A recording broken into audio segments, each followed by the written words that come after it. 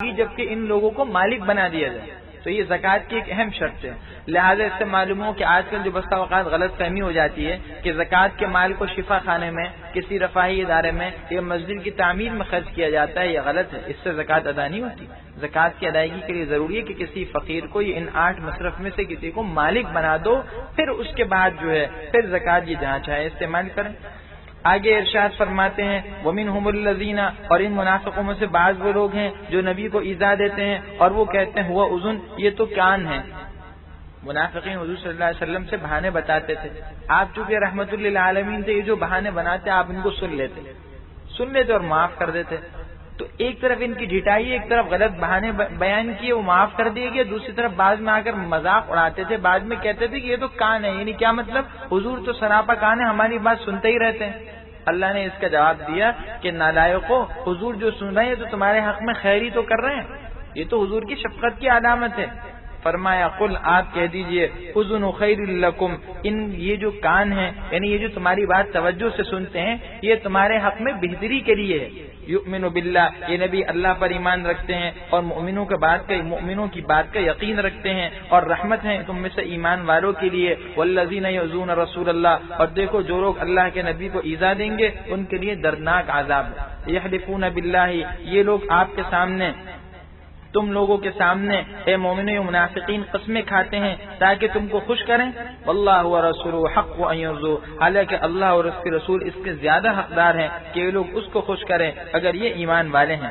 الم یعلموا، کیا یہ نہیں جانتے کہ جو شخص اللہ سے اور اس کے رسول سے مقابلہ کرتا ہے تو اس کے لیے دوزخ کی آگ ہے جس میں وہ ہمیشہ رہے گا، بے شک یہ بہت بڑی رسوائی ہے۔ یحذر المنافقون، فرمایا منافقین اس بات سے ڈرتے ہیں کہ ان پر کوئی صورت نازل نہ ہو جائے، یعنی ان کے بارے میں کوئی ایسی صورت نازل نہ ہو جائے جو ان کے دلوں کے حال کی خبر کر دے۔ اور استہزئوا، اور ان کے اندر بھی چور ہے۔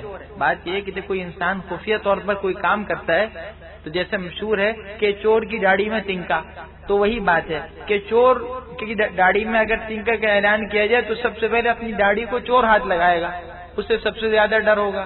تو ان منافقین کی چوری کا یہی حال ہے کہ یہ ہر وقت ڈرتے رہتے ہیں کہ جی ہمارے بارے میں کوئی صورت نازل نہ ہو جائے، ہر وقت ان کے اندر خوف ہے۔ قل استہزئوا، آپ فرما دیجیے کہ تم مذاق ابھی اڑائے جاؤ، بے شک اللہ ظاہر کر دیں گے اس چیز کو جس سے تم ڈر رہے ہو، تمہارا نفاق کھول کر رکھ دے گا اللہ۔ وَلَئِن سَأَلْتَهُمْ، اور اگر آپ ان سے پوچھیں گے تو یہ کہیں گے، اگر آپ ان سے کوئی بات پوچھتے ہیں تو یہ کیا کہتے ہیں کہ ہم تو مذاق کر رہے تھے اور دل لگی کر رہے تھے، کوئی بات کہہ دیتے ہیں۔ بعض منافقین نے اس طرح کی باتیں کہی معاذ اللہ حضور کے پیچھے کہ اگر حضور جو ہے ان کی بات سچی ہے تو معاذ اللہ جو ہے یہ گدھے جیسا ہو جانا جو ہے وہ زیادہ پسند ہے بنسبت حضور کی بات پر ایمان لانے کے۔ ایک صحابی نے ان کو جواب دے دیا کہ ہمیں گدھا بننا پسند ہے لیکن اس کے باوجود جو ہے حضور کی بات پر ہم ایمان لائیں گے، اور حضور سے اس منافق کا جملہ بھی نقل کیا۔ جب منافقین نے یہ بات کہی تو یہ جملہ نقل کیا حضور سے ان صحابی نے، تو حضور صلی اللہ علیہ وسلم کو پتہ چلا، وہ منافقین آ گئے جی ہم تو مذاق کر رہے تھے اور ہم نے تو ایسی بات نہیں کی۔ اللہ نے آیت نازل کر دی، قل اب اللہ و آیاتہ و رسولہ، آپ فرما دیجیے کیا تم اللہ اور اس کے آیات اور رسولوں کے ساتھ مذاق کرتے ہو؟ لا تعتذروا، کوئی بہانے مت بناؤ، تم نے اپنے ایمان کے بعد کفر کر لیا، اگر ہم تم میں سے ایک جماعت کو معاف کر دیں گے تو ایک دوسری جماعت کو سزا دیں گے اس وجہ سے کہ وہ مجرم تھے۔ المنافقون، فرمایا منافق مرد اور منافق عورتیں دونوں ہی ایک دوسرے کے ہم جنس ہیں، یعنی ایک ہی طرح کے ہیں، اور ان سب کی چال چلن ایک ہیں۔ ان کی خصلتیں کیا ہیں؟ یأمرون بالمنکر، برے کاموں کا پرچار کرتے ہیں اور نیک کاموں سے منع کرتے ہیں، اور اپنے ہاتھوں کو بند کیے ہوئے ہیں، روکے ہوئے ہیں، اللہ کے راستے مال خرچ نہیں کرتے۔ نسوا اللہ، انہوں نے اللہ کو بھلایا تو اللہ نے بھی ان کو بھلا دیا، بے شک اللہ جل شانہ، بے شک منافقین یہ فسق و فجور میں مبتلا ہے۔ وعد اللہ المنافقین، اللہ نے وعدہ کیا ہے منافق مردوں سے، اور کالذین من قبلکم، منافقوں کو کہا جا رہا ہے کہ تم ان لوگوں کی طرح ہو جو تم سے پہلے تھے، کانو، یہ لوگ تم سے زیادہ تھے قوت کے اعتبار سے اور مال و اولاد میں بھی تم سے کہیں زیادہ تھے، بڑھے ہوئے تھے۔ فاستمتعوا بخلاقہم، تو وہ اپنے حصوں سے فیض یاب ہو گئے، انہوں نے اپنے حصے سے نفع اٹھا لی جتنا نفع اٹھانا تھا۔ فاستمتعتم، فرمایا تم نے بھی اپنے سے پہلے لوگوں کی طرح اپنے حصے سے فائدہ اٹھایا، جس طرح تم سے پہلے لوگوں نے اپنے حصے سے فائدہ اٹھایا۔ وَخُذْتُمْ كَالَّذِي خَاضُوا، اور تم اسی طرح جس طرح انہوں نے کیا تھا، تم بھی باطل میں اور غلط کاروائیوں میں گھسے رہے، غلط کاموں میں گھسے رہے۔ فرمایا یہی وہ لوگ ہیں جن کے اعمال دنیا و آخرت میں ضائع ہو گئے، اور یہی لوگ خسارے میں ہیں۔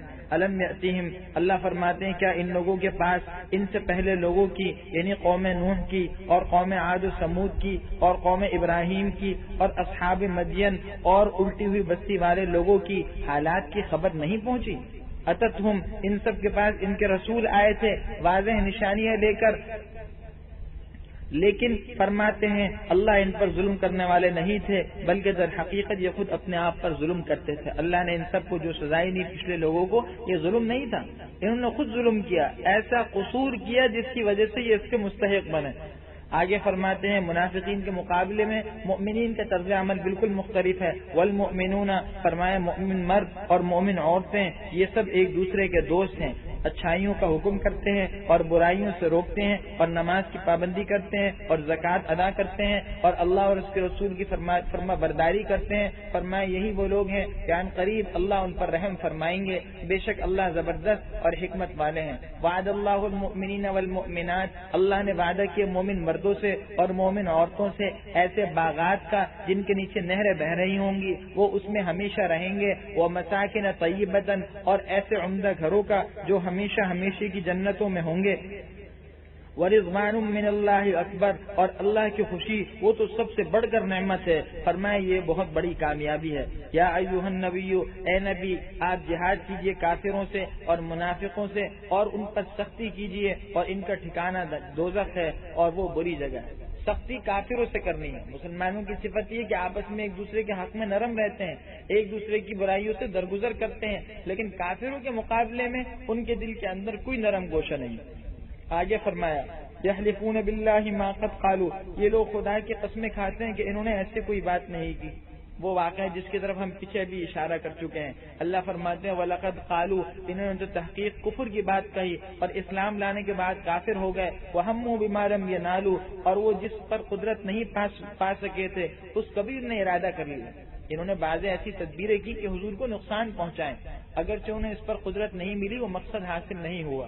وَمَا نَقَمُوا، اللہ فرماتے ہیں کہ انہیں صرف یہی عیب دکھائی دے رہا ہے، الا نغناہم اللہ، کہ اللہ نے ان کو اور ان کے رسول کو، اللہ نے اور ان کے رسول نے ان کو اپنے فضل سے غنی کر دیا ہے۔ یعنی مسلمانوں میں اور کون سا ہے انہوں نے دیکھا سوائے اس کے کہ اللہ اور اس کے رسول نے اپنے فضل سے ان کو غنی کر دیا۔ خدا اور اس کے پیغمبر نے اگر انہیں دولت عطا کر دی، دے دی، اللہ نے دولت دی اور پیغمبر نے بھی ان کے ساتھ تعاون کیا، تو صرف یہ وجہ ہے، یہ چھوٹ ہے جس کی وجہ سے مسلمانوں کو نقصان پہنچانے کی کوششوں میں لگے ہوئے ہیں۔ فَإِن يَتُوبُوا، اگر یہ لوگ توبہ کر لیں گے تو یہ ان کے حق میں بہتر ہوگا۔ وَإِن يَتَوَلَّوْا، اگر یہ منہ پھیر لیں گے تو اللہ ان کو دنیا اور آخرت میں دردناک عذاب دیں گے اور ان کا زمین میں کوئی دوست اور مددگار نہ ہوگا۔ وَمِنْهُمْ مَنْ عَاهَدَ اللَّهُ، ایک صاحب آئے حضور صلی اللہ علیہ وسلم کے پاس کہ جی میں چاہتا ہوں کہ مجھے مال مل جائے اور وہ اس لیے ملے کہ میں اللہ کے راستے میں خرچ کروں۔ انسان جو ہے طرح طرح کے ہیلے بناتا ہے اپنے مقصد کے حصول کے لیے۔ حضور نے انہیں منع کیا۔ حضور نے کہا بھائی دیکھو اگر میں چاہتا تو میرے ساتھ بھی سونے چاندی کے پہاڑ جاتے، لیکن بات یہ ہے کہ یہ مال جو ہے ٹھیک ہے، یہ اللہ کے راستے میں خرچ کرنا یہ زیادہ بہتر ہے، لیکن تمہارے حق میں یہی بہتر ہے کہ مال نہ ملے۔ ان صاحب نے پھر دوبارہ اسی خواہش کا اظہار کیا کہ نہیں جی میں تو وہی چاہتا ہوں۔ خیر حضور نے پھر دعا فرما دی، چنانچہ ان صاحب کو مال ملا اور برکت کی بھی حضور نے دعا کی تھی تو مال خوب بڑھا، بکریاں بڑھی۔ کہتے ہیں اتنی زیادہ برکت ہو گئی کہ آخر انہیں مدینے سے باہر جانا پڑا۔ تو پہلے تو حضور کے ساتھ 5 نمازیں پڑھتے تھے، بعد میں صرف 2 نمازوں میں آنے لگے، پھر مزید مال میں اضافہ ہو گیا تو اور باہر چلے گئے، یہاں تک کہ صرف جمعے میں آنے لگے، اور اس کے بعد اتنی زیادتی ہو گئی کہ سرے سے نماز میں آنا ہی چھوڑ دیا۔ حضور کریم صلی اللہ علیہ وسلم نے جب زکوٰۃ کی وصولی کے لیے کچھ صحابہ کو بھیجا تو یہ صحابہ مختلف لوگوں کے پاس گئے۔ جب ان کے پاس گئے تو یہ صاحب کہنے لگے کہ جی یہ تو ٹیکس ہے، یہ تو ٹیکس ہے جو ہم سے وصول کیا جا رہا ہے، یہ کیسا ٹیکس جو مسلمان ہونے کے بدلے ہم سے لیا جا رہا ہے؟ خیر دوسرے صحابی نے تو بہت زیادہ تعاون کیا، تو جب حضور کے پاس وہ صحابہ آئے اور ان کے کرتوت بتائے ان صحاب کے، حضور نے فرمایا وہی ثعلبہ، ہائے افسوس ثعلبہ پر کہ وہ ہلاک ہو گیا۔ تو یہ ان کا طرز عمل تھا، اسی کی طرف اللہ اشارہ کر رہا ہے۔ بال اس میں عبرت ہے کہ اللہ نے ہر ایک کو جو حال دیا اس کے حق میں وہی بہتر ہے۔ مالدار کے حق میں اگر مال بہتر ہے بشرطے کہ وہ اس مال کو اللہ کے راستے میں خرچ کرے، تو فقیر کے لیے مال نہ ملنا بہتر ہے۔ اللہ نے بہت سے جھمیلوں سے بچا لیا، اور سب سے بڑی بات یہ کہ یہ مال تو سرکشی پر ابھارتا ہے اور اللہ کی یاد سے غافل کر دیتا ہے، تو اللہ نے اس آزمائش سے ہمیں بچا لیا، یہ اللہ کا فضل ہے۔ فرمایا وَمِنْهُمْ، ان میں سے بعض لوگ ایسے ہیں جنہوں نے اللہ سے یہ عہد کیا تھا کہ اگر اللہ نے ہمیں اپنا فضل یعنی مال دیا تو ہم ضرور صدقہ کریں گے اور ہم نیک لوگوں میں سے ہو جائیں گے، لیکن کیا ہوا فلما آتاہم، جب اللہ نے ان کو اپنے فضل یعنی مال دیا تو انہوں نے اس میں بخل کیا اور یہ لوگ پھر گئے روگردانی کرتے ہوئے۔ فأعقبہم، اللہ نے اس کے پیچھے ان کا انجام یہ بنایا کہ ان پر ان کے دلوں میں نفاق ڈال دیا، الی یوم یلقونہ، قیامت تک، اس دن تک جس دن وہ اللہ کے روبرو حاضر ہوں گے، بما اخلف اللہ، اس وجہ سے کہ انہوں نے اللہ جل شانہ کی وعدہ خلافی کی، جو وعدہ اللہ سے کیا تھا اس کو پورا نہیں کیا، اور اس وجہ سے کہ یہ لوگ جھوٹ بولتے ہیں۔ الم یعلموا، کیا یہ نہیں جانتے کہ اللہ ان کی پوشیدہ باتوں کو اور ان کی سرگوشیوں کو جانتا ہے، اور اللہ جل شانہ غیب کی باتوں کو جاننے والا ہے۔ الذین یلمزون المطوعین، یہ منافقین کی ایک اور بری عادت تھی۔ اللہ نے جب صدقے کا حکم دیا مال خرچ کرنے کا، تو جو مالدار صحابہ تھے انہوں نے تو خوب مال دیا، انہوں نے اس پر اعتراض کرنا شروع کر دیا کہ جی دیکھو یہ سارے کے سارے لوگ جو ہیں دکھاوا کرنے والے ہیں، دکھاوے کے لیے خوب بھر بھر کے مال لا رہے ہیں۔ جو بیچارے فقیر صحابہ تھے ان کے پاس کچھ تھا نہیں، تو انہوں نے اپنی محنت سے جو ملا اسی کو خرچ کیا۔ حتیٰ کہ بعض صحابہ کہتے ہیں کہ اس آیت کے نازل ہونے کے بعد ہم نے جو ہے وہ ڈول جو ہے پانی کے کھینچے، اور ڈول پانی کے کھینچ کر اس پر جو تھوڑا سا معاوضہ ملا تھا بدن کی محنت کے بدلے میں، اس کو اللہ کے راستے میں خرچ کیا۔ تھوڑی سی کھجوریں لے آئے یا کوئی اور غلہ لے آئے، اس پر منافقین نے اعتراض شروع کر دیا کہ اللہ کوئی فقیر ہے جو اللہ کو چندہ دے رہے ہو، اتنا تھوڑا مال دے رہے ہو، اللہ کو کیا فائدہ؟ تو بات یہ ہے کہ ان کا کام یہی تھا عیب جوئی کرنا اور طعن و تشنیع کرنا، اللہ نے اس کا ذکر کیا ہے۔ حقیقت یہی ہے کہ جو آدمی خود میدان عمل میں نہیں ہوتا تو اس کا حال یہی ہوتا ہے کہ وہ دوسرے پر تنقید کرتا رہتا ہے۔ جو نالائق ہوگا اور ناکارہ ہوگا، فارغ ہوگا، وہ ہر کام کرنے والوں کو اپنی طعن و تشنیع کا نشانہ بنائے گا، اور جو شخص کام میں مبتلا ہوگا اس کے پاس ان تنقیدوں کا کوئی وقت ہی نہیں ہے۔ لہذا انسان کو چاہیے کہ اپنے آپ کو دین کی محنت کے لیے اور اللہ کے راستے میں خرچ کے لیے اپنے آپ کو وقف کرے۔ الذین، یہ وہ لوگ ہیں جو عیب لگاتے ہیں ان مسلمانوں پر جو دل کھول کر خیرات کر رہے ہیں، ان پر بھی عیب کیا لگا رہے ہیں کہ جی دکھاوا کر رہے ہیں۔ والذین، اور ان لوگوں پر بھی عیب لگاتے ہیں، ان پر بھی طعن و تشنیع کرتے ہیں، لا یجدون الا جہدہم، کہ جن کے پاس نہیں ہے مگر وہی جو وہ اپنی محنت سے حاصل کریں۔ یہ منافقین ان بیچارے مسلمانوں کو بھی طعن و تشنیع کا نشانہ بنا رہا ہے۔ فَيَسْخَرُونَ مِنْهُمْ، اور ان سے بھی مذاق کرتے ہیں۔ اللہ فرماتے ہیں اللہ نے ان سے مذاق کیا، اللہ ان پر ہنس رہے ہیں، منافقین پر، اور ان کے لیے دردناک عذاب ہے۔ آگے اعلان ہو رہا ہے استغفر لهم او لا تستغفر لهم، یعنی بھی آپ ان کے لیے بخشش مانگیے یا نہ مانگیے، آپ ان کے لیے 70 مرتبہ بھی استغفار کریں گے تو اللہ جل شانہ ان کو معاف نہیں کریں گے۔ یہ اس وجہ سے ہے کہ انہوں نے اللہ و رسول کا انکار کیا، اور اللہ جل شانہ فاسقوں کو ہدایت نہیں دیتے۔ فرح المخلفون بمقعدهم خلاف رسول اللہ، پیچھے رہ جانے والے لوگ، اس سے وہ لوگ مراد ہیں جو غزوہ تبوک میں پیچھے رہ گئے، یہ منافقین تھے۔ فرمائے پیچھے رہ جانے والے لوگ اللہ کے رسول کے پیچھے بیٹھے رہنے پر خوش ہیں، اور انہیں یہ بات ناپسند ہے کہ یہ اپنی مالوں سے اور اپنی جانوں سے اللہ کے راستے میں جہاد کریں۔ یہ منافق ہونے کی علامت ہے کہ ایک تو یہ کہ کوئی کام ہو نہیں سکا، دوسری بات جو فریضہ چھوٹ گیا اس پر خوش بھی ہو رہا ہے، بجائے افسوس کرنے کے خوش ہو رہا ہے، اور اگلی بات یہ کہ دوسروں کو روک رہے ہیں۔ وَقَالُوا لَا تَنْفِرُوا فِي الْحَرِّ، دوسرے مسلمانوں سے کہہ رہے ہیں کہ دیکھو تم گرمی میں مت نکلنا۔ اللہ فرماتے ہیں قل، آپ فرما دیجئے جہنم کی آگ اس سے کہیں زیادہ گرم ہے، ایک کاش کہ یہ سمجھتے۔ آج وہ لوگ جو اللہ کے رضا کے خاطر گرمی میں نکل رہے ہیں، دنیا کی مشقتیں جھیل رہے ہیں، ان کو یہ بشارت ہے کہ وہ جہنم کی آگ کی گرمی سے بچیں۔ اور جو اپنی تن آسانی اور منمانی کی بنا پر ذرا سی گرمی کو اور تپش کو اور دنیا کی مشقتوں کو جو ہے وہ بہانہ بناتے ہیں تو وہ سن لیں کہ جہنم کی آگ بہت سخت ہے. فَلْيَضْحَكُوا قَلِيلًا وَلْيَبْكُوا كَثِيرًا، فرمائے ان کو چاہیے کہ ہنسیں تھوڑا اور روئیں زیادہ. جزاء بما كانوا يكسبون، یہ ان کے برے اعمال کی سزا ہے جو وہ کرتے تھے. ہے منافقوں کو تنبیہ، لیکن اس کے ساتھ ساتھ مسلمانوں کو بھی یہ تنبیہ ہے کہ دیکھو مسلمان جو ہے وہ دنیا کو مقصد نہیں بناتا اور اس کے سامنے ہر وقت آخرت رہتی ہے. اس کی شان یہ ہونا چاہیے کہ دنیا میں ہنسنا کم ہو، رونا زیادہ ہو. آخرت کی فکر زیادہ کرے، لہذا روئے زیادہ اور ہنسے کم. اس کی وجہ یہ کہ صرف دنیا نہیں ہے، دنیا کے بعد بہت سے مراحل ہیں. اسی لیے احادیث میں بہت زیادہ ہنسنے کی ممانعت آئی ہے. ایاک وکثرۃ الضحک او کما قال ہے کہ کثرت ضحک سے بچو. فرمائے کیوں؟ کثرت سے ہنسنا یہ دل میں قساوت پیدا کرتا ہے، دل میں سختی پیدا کرتا ہے، جو دل کی موت کی علامت. حدیث میں آتا ہے کہ حضور صلی اللہ علیہ وسلم زیادہ سے زیادہ مسکراتے تھے. آپ ٹھٹا مار کر، حضرت عائشہ فرماتی میں نے آپ کو کبھی نہیں دیکھا کہ آپ منہ کھول کر اس طریقے سے ہنسے ہوں کہ اندر کا گوشت نظر آ جائے. اس طریقے سے آپ نہیں ہنسا کرتے.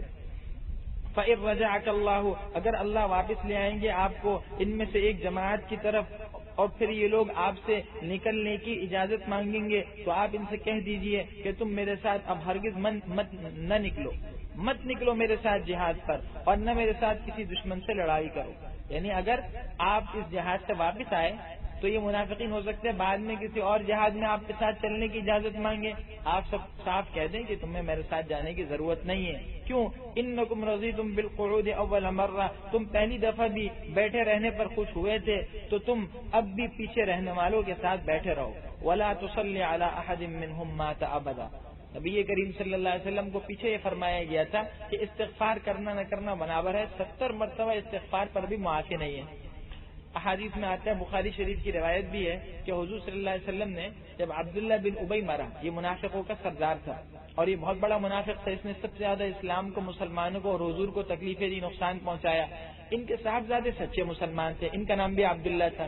انہوں نے خواہش ظاہر کی یا رسول اللہ اب اس کی نماز جنازہ پڑھا دیں، حتیٰ کہ یہ بھی کہا کہ آپ اپنا کرتا جو ہے وہ قمیض جو ہے اس کو کفن کے طور پر دے دیں.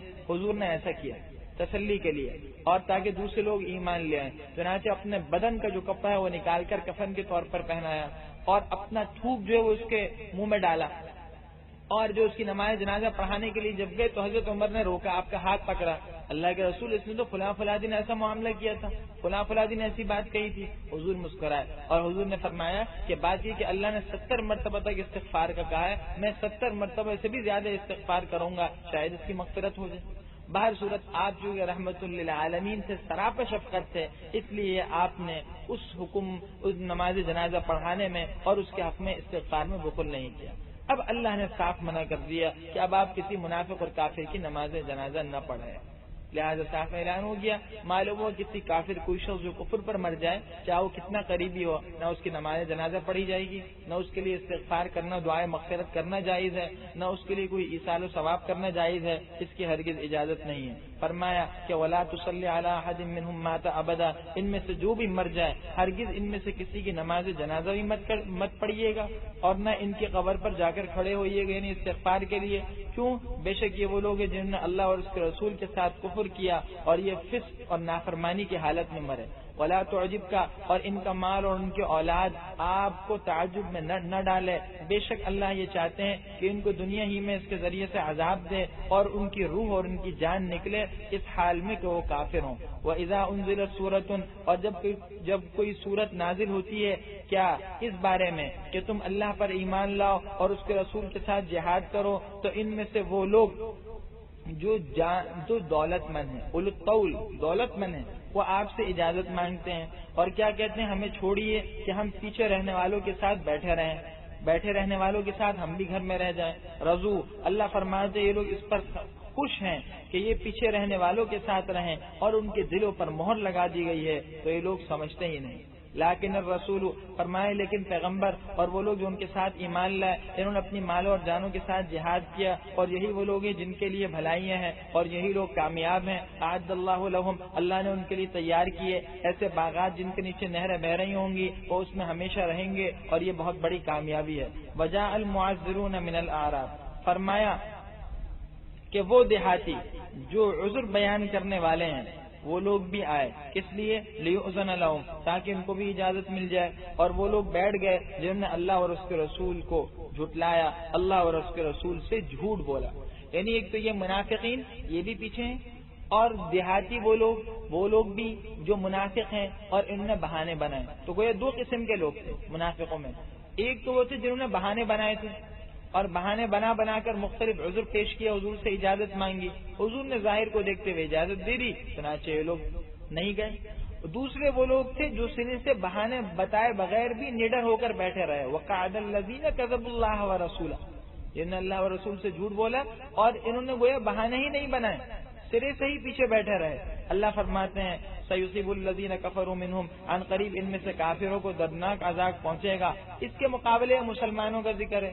ان لوگوں کے لیے تو اجازت نہیں تھی، ہاں جو مسلمان معذور ہوں، ان کو کوئی عذر ہے کمزوری کا یا بیماری کا یا کوئی اور عذر ہے، یا مال خرچ نہیں کر سکتے، مالی نہیں ہے، یہ سواری نہیں ہے، اللہ نے فرمایا ایسے لوگ معذور ہیں، ان لوگوں کے لیے اجازت ہے۔ لیس علی الضعفاء، وہ لوگ جو کمزور ہیں اور جو بیمار ہیں اور وہ لوگ جو نہیں پاتے اتنا مال جس کو وہ اللہ کے راستے میں خرچ کریں، ان پر کوئی گناہ نہیں اگر وہ اللہ اور اس کے رسول کے حکم کی اطاعت کر رہے ہیں، ان پر کوئی گناہ نہیں ہوگا۔ ما علی المحسنین من سبیل، فرمائے نیکوکاروں پر کسی طرح کے الزام نہیں ہے، یعنی ان کو الزام نہیں دیا جا سکتا اور ان کو کوئی برا بھلا نہیں کہا جا سکتا کیونکہ یہ معذور ہیں۔ فرمایا اور اللہ بخشنے والے مہربان ہے۔ ولا علی الذین، اور نہ ان لوگوں پر کوئی الزام، یعنی نہ ان لوگوں کو کوئی گناہ ہے کہ جو آپ کے پاس آتے ہیں اس لیے کہ آپ ان کو سوار کرائیں تو آپ ان سے کہہ دیتے ہیں کہ میں تو ایسی کوئی سواری پاتا ہی نہیں جس پر میں تمہیں سوار کراؤں، تولوا، تو یہ لوگ پھر جاتے ہیں، چلے جاتے ہیں اور ان کی آنکھوں سے آنسو بہ رہے ہوتے ہیں، حزنا، اس غم میں کہ ان لوگوں کو وہ مال نہیں ملا جو وہ خرچ کریں۔ ایسے مسلمان بھی ہیں جن کے پاس اسباب سفر نہیں ہے، دل سے چاہتے ہیں جہاد پر جانا، لیکن بات کیا ہے، دل سے جہاد پر جانا تو چاہ رہے ہیں لیکن یہ ہے کہ ان کے پاس اسباب سفر ہی نہیں، تو غم میں آنکھوں سے آنسو بھی بہ رہے ہیں، لیکن اس کے باوجود یہ لوگ جو ہیں واپس چلے گئے۔ اللہ کہتے ہیں ان کو گناہ نہیں ہوگا۔ انما السبیل، ہاں الزام ان لوگوں پر ہے جو آپ سے اجازت مانگ رہے ہیں باوجود مالدار ہونے کے، رضو، یہ لوگ اس پر خوش ہیں کہ بأن یکونوا، یہ پیچھے رہنے والوں کے ساتھ پیچھے رہ جائیں، اور اللہ نے ان کے دلوں پر مہر لگا دی تو یہ لوگ جانتے ہی نہیں